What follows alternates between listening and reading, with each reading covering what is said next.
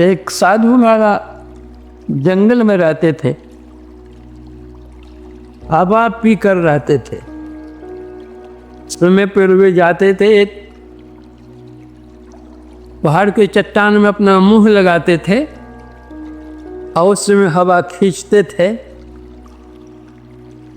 और हवा पी करके बैठ करके अपना ध्यान करते थे, तप करते थे। उस प्रदेश का राजा गया,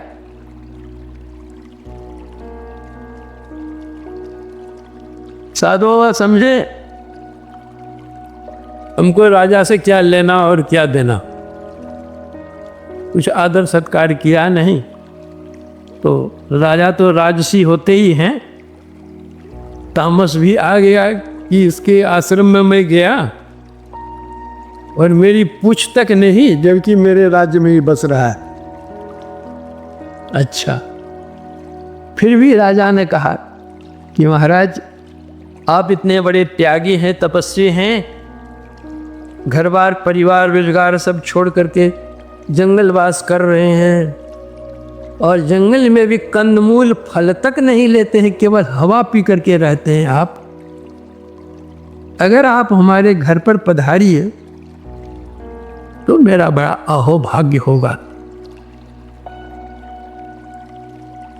साधु बाबा का सब घर बार परिवार छोड़कर एकदम मैं जंगल में आया, तुम्हारे यहां जाकर क्या करूंगा।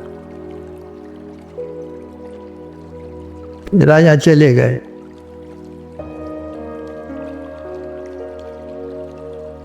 राजा ने एक वेश्या को ठीक किया और कहा कि तुम यदि उस बाबाजी को ले आओ तो जो इनाम मांगेगी मैं वह इनाम दूंगा।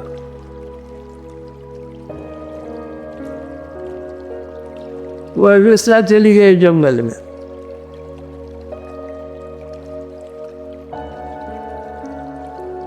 दिनचर्या देखने लगी बाबा क्या करते हैं, इसमें बैठते हैं पूजा करने के लिए, इस समय वे घूमते हैं, इस समय वे हवा लेते हैं और इस पर्वत पर, इस चट्टान पर मुंह लगा करके वे हवा लेते हैं। तो जिस चट्टान पर वो मुंह लगा करके हवा लेते थे, उस वेश्या ने वहां पर थोड़ा सा शहद लगा दिया।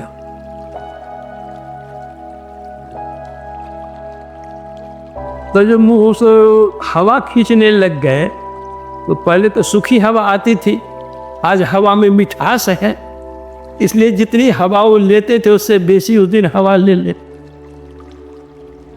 दूसरे दिन अभी वैसे सामने नहीं है, छिपे छिपे काम कर रही है, उसमें थोड़ा और मोटा शहद लगा दिया। तो जो हवा लेने लगे तो शहद उधर से चू करके नीचे की ओर आ रहा था, तो मीठा लगा तो शहद को चाट भी लिया, तो स्वाद लगा वो चाट लिया। फिर दूसरे दिन उसने और शहद डाल दी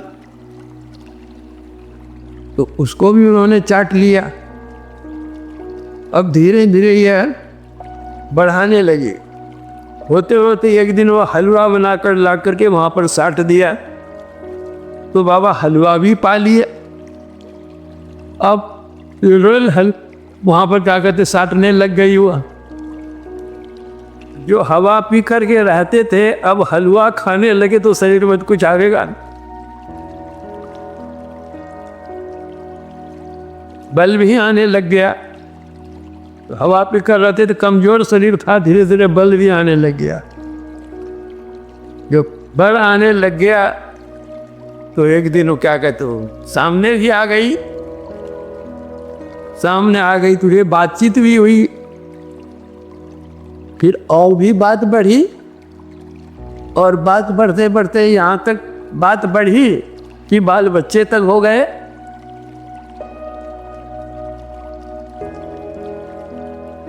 तो उस वेश्या ने कहा कि बाबा जंगल में तो हम लोगों का गुजर नहीं होगा,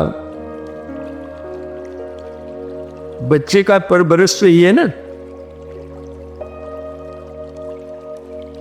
राजा बड़े दानी हैं, हम लोगों को देखेंगे तो जरूर हम लोगों को में